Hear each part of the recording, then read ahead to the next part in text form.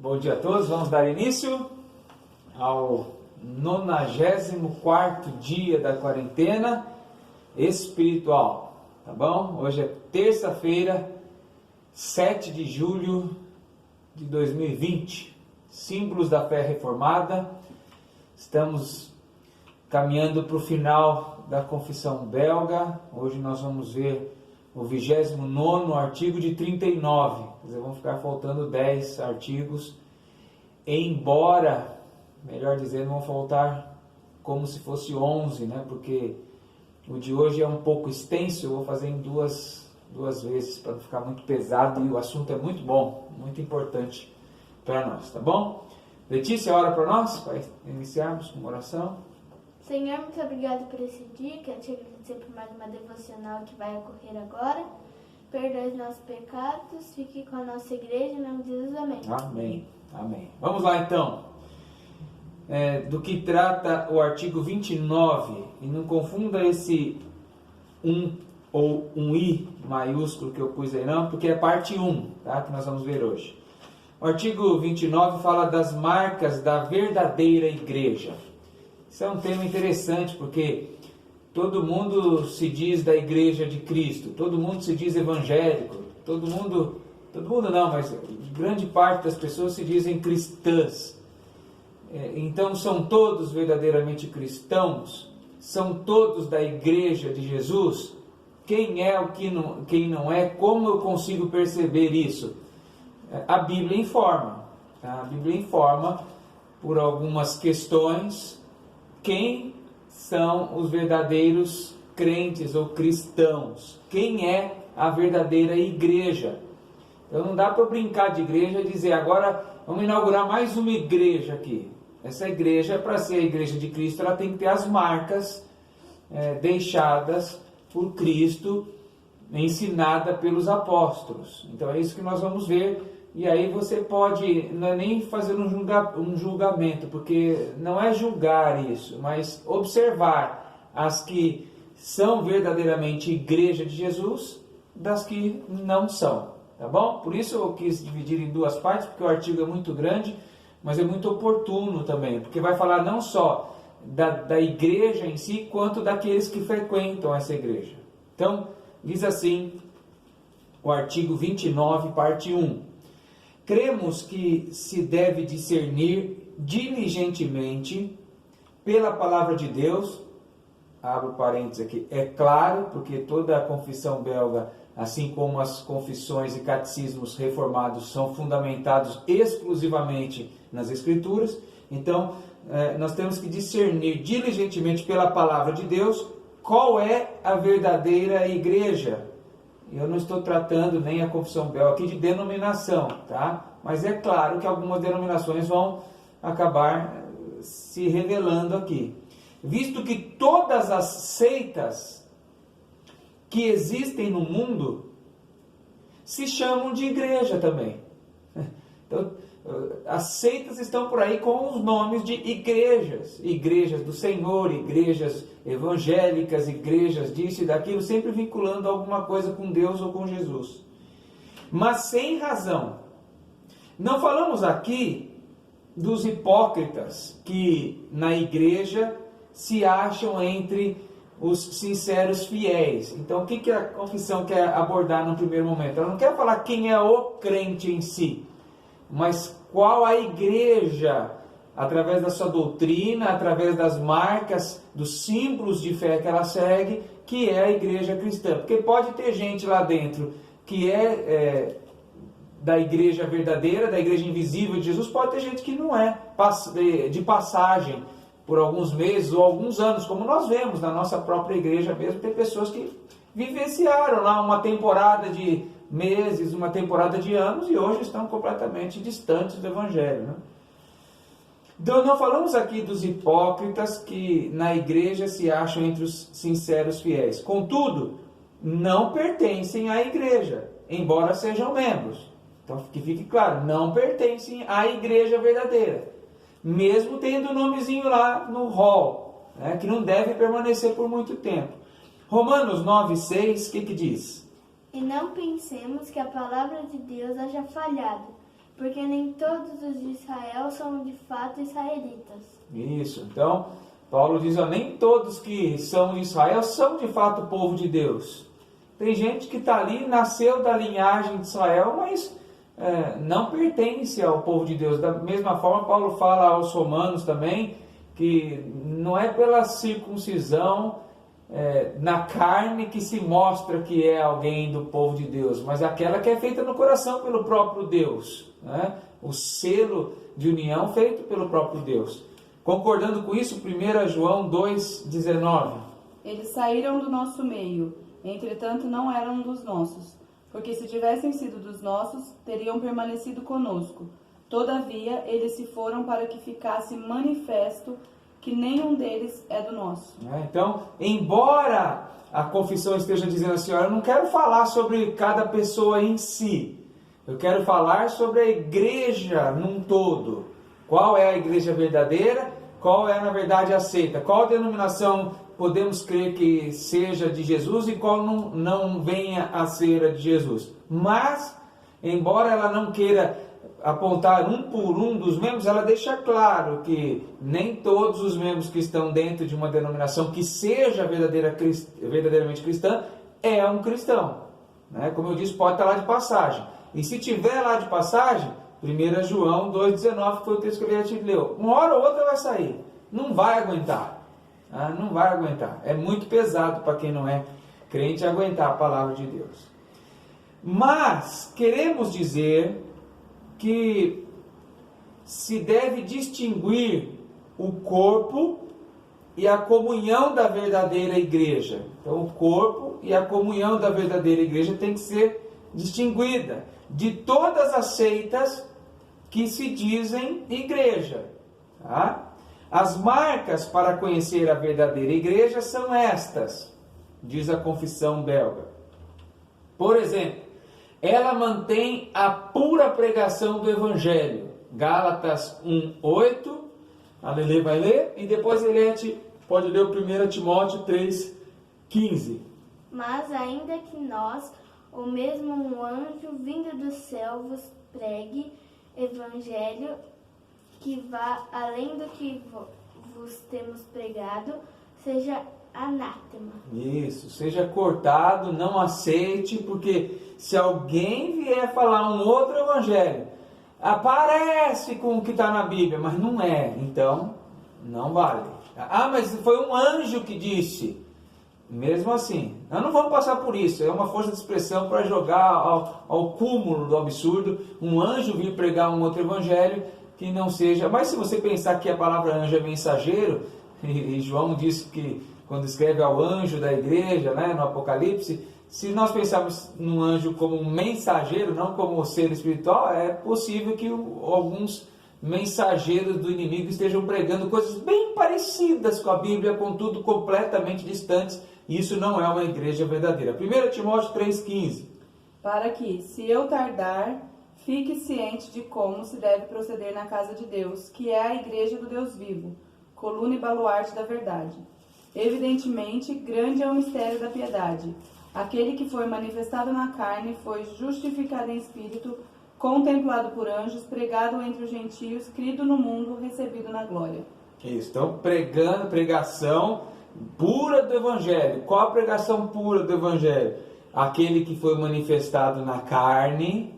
Tá? Nós estamos estudando isso no nosso CAT, né? No nosso Centro de Teologia, que uma das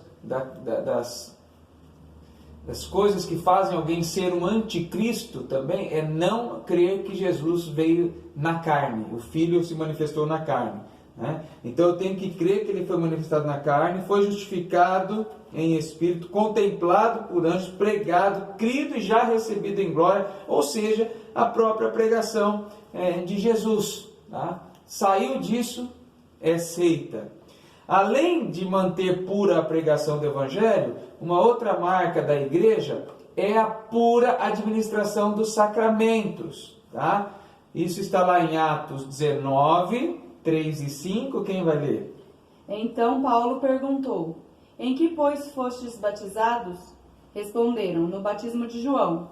Disse-lhes Paulo: João realizou o batismo de arrependimento, dizendo ao povo que cresce naquele que vinha depois dele, a saber, em Jesus. Eles, tendo ouvido isto, foram batizados em o nome do Senhor Jesus. E 1 aos Coríntios 11, 23 a 25. Porque eu recebi do Senhor o que também vos entreguei, que o Senhor Jesus, na noite em que foi traído, tomou o pão, e tendo dado graças, o partiu e disse: Isso é o meu corpo, que é dado por vós. Fazei isto em memória de mim, porque por semelhante modo, depois de haver ceado, tomou também o cálice, dizendo: Este cálice é a nova aliança. No meu sangue fazei isto todas as vezes que o beberdes, em memória de mim. Então a igreja cristã reformada, pelos textos que nós lemos e que ela baseia a sua confissão, ela aceita 2 sacramentos, tá? Que é o batismo e a ceia. Contudo, é a pura administração dos sacramentos. Então é o puro batismo. Ela prega o selo do Espírito Santo na vida da pessoa, dada a fé para essa pessoa crer, através da regeneração e da vivificação, porque estávamos mortos. Então, quando Cristo nos vivifica, Ele nos sela com o Espírito Santo, por isso nós somos regenerados e justificados, não por obras, mas nem por mérito, mas exclusivamente pelo sacrifício. Isso é o verdadeiro batismo. É um símbolo externo, porque sacramento é isso, o símbolo externo daquilo que foi feito internamente na nossa vida. O outro sacramento, que a Letícia leu, é o sacramento da ceia do Senhor. Algo que é interno, é um mistério, Cristo dá o seu corpo, o seu sangue em nosso favor, mas nós externamos isso porque há um mandamento, fazer isso. O batismo também, ide, batizai. Então esses são os sacramentos. Então, marcas da igreja, ela tem que manter pura a pregação do Evangelho, tem que manter pura a administração dos sacramentos, como Cristo os instituiu. E o exercício dessa disciplina e também o exercício da disciplina eclesiástica, para castigar os pecados. Mateus 18, a partir do versículo 15, diz: Se teu irmão pecar contra ti, vai arguí-lo entre ti e ele só. Se ele te ouvir, ganhaste o teu irmão. Se porém não te ouvir, toma ainda contigo 1 ou 2 pessoas, para que, pelo depoimento de 2 ou 3 testemunhas, toda a palavra se estabeleça. E se ele não atender, dize-o à igreja, e se recusar a ouvir também a igreja, considera-o como gentio e publicano. Em verdade vos digo que tudo o que ligardes na terra será ligado nos céus, e tudo o que desligardes na terra terá sido desligado nos céus. Então há a questão da disciplina dentro da igreja. 1 Coríntios 5, Paulo lembra de uma disciplina que precisava ser feita na igreja, alguém que tinha relações com a mãe do pai, né? E tem que haver disciplina. Igreja que não tem disciplina, que não tem normas e leis disciplinares, não é uma igreja verdadeiramente pura, tá? Por fim, em resumo dessa primeira parte, ela se orienta à igreja, né, segundo a pura palavra de Deus, João 8,47, rejeitando todo o contrário a esta palavra e reconhecendo Jesus Cristo como o único cabeça, tá? Então o que diz lá João 8,47? Quem é Deus? De Deus ouve as palavras de Deus. Por isso não me dais ouvidos, porque não sois de Deus. Então a palavra de Deus é a orientação que nós devemos ter. Rejeitar todo o contrário a essa palavra. 1 Tessalonicenses 5:21. Julgai todas as coisas, retende o que é bom.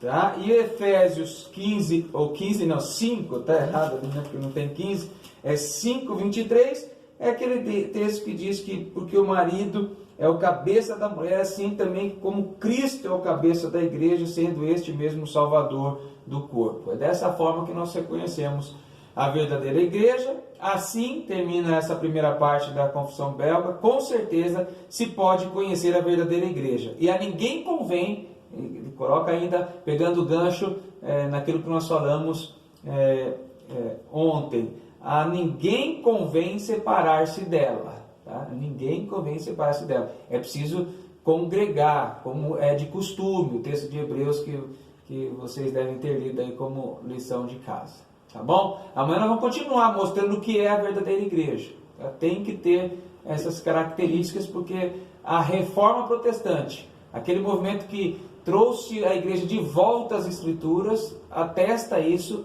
e mostra biblicamente a verdade, tá? Há um hino que eu gosto muito que fala sobre igreja, porque diz que Cristo deu a vida por ela, né? Uma das perguntas que foram feitas aí na nossa gincana era por que a igreja é importante. E ela é importante porque Cristo deu a vida por ela. E por isso nós cantamos Seja Bendito o Cordeiro, que fala também da ceia, né? Porque fala do sangue vertido, um dos sacramentos. Então eu gostaria de cantar com vocês o hino 269. Seja bendito o Cordeiro, que na cruz por nós padeceu. Seja bendito seu sangue, que por nós pecadores verteu. Eis que no sangue lavados e tendo puro coração, os pecadores remidos, com Jesus vem com Deus comunhão. Algo mais que a neve, algo mais que a neve, se desse sangue lavado, mais algo que a neve eu sou. Quão espinhosa coroa que Jesus por nós suportou. Oh, quão profundas as chagas que nos provam o quanto Ele amou. Eis nessas chagas pureza para o maior pecador. A quem mais algo que a neve, o teu sangue transforma, Senhor. Algo mais que a neve, algo mais que a neve, se desse sangue lavado, mais algo que a neve eu sou. Se as faltas nós confessarmos e seguirmos na tua luz, tu não somente perdoas, purificas também, ó Jesus. Lavas de todo pecado, que maravilha de amor, pois que mais algo que a neve, o teu sangue nos torna, Senhor. Algo mais que a neve, algo mais que a neve, se desse sangue lavado, mais algo que a neve eu sou. Senhor, nós nos colocamos diante de Ti e Te agradecemos porque o Senhor, ó Pai, cuida de nós. O Senhor enviou o Teu Filho, ó Pai, para nos deixar limpos, ó Deus, diante de Ti, para que pudéssemos, ó Pai, nos achegar a Ti, Deus, e poder Te louvar, ó Pai. Agradecemos por essa bênção e por essa honra, Deus. Agradecemos pela nossa igreja, porque o Senhor tem sido conosco, tem nos guardado, ó Deus, e tem nos permitido momentos de comunhão contigo, ó Deus, e com as nossas famílias e os nossos irmãos, ó Deus, mesmo que de forma, Pai, distante, ó Deus. Mas agradecemos porque o Senhor tem nos mantido, Pai, firmes, ó Pai, na Tua palavra, Pai, na Tua casa. Fica conosco, ó Deus, abençoe a Tua igreja, Pai, abençoe os enfermos, cuida daqueles que precisam de emprego, ó Pai, e que nós possamos a cada momento, ó Pai, Te louvar, ó Pai, e engrandecer o Teu nome. É o que nós pedimos e agradecemos em nome de Jesus. Amém. Amém. Pergunta: quais são os 2 sacramentos da verdadeira igreja? Isso é de bandeja aí, tá bom? Deus te abençoe. escreva com carinho. Amém?